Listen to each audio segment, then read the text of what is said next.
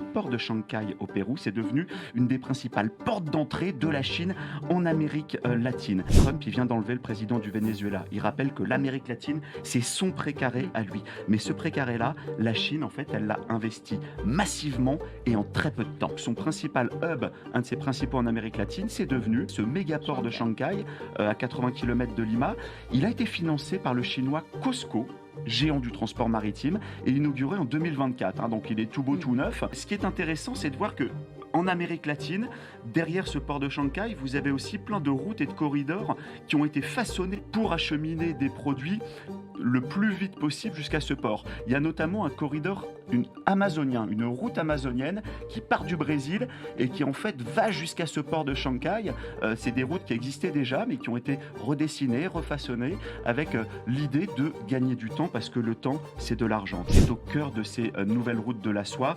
Aujourd'hui, 22 pays d'Amérique latine ont intégré ce programme. Pour sécuriser en fait ces échanges, son business avec le monde, Xi Jinping met en place des contrats en fait sur les routes, sur les ponts, sur les trains et justement sur les ports commerciaux. Comme ça, il sécurise tout le business. Et tous ces montages financiers et ces routes, elles alimentent un débat qui est en train de monter en Amérique latine sur le degré de dépendance aux partenaires chinois, avec certains qui dénoncent une relation qui est de plus en plus déséquilibrée.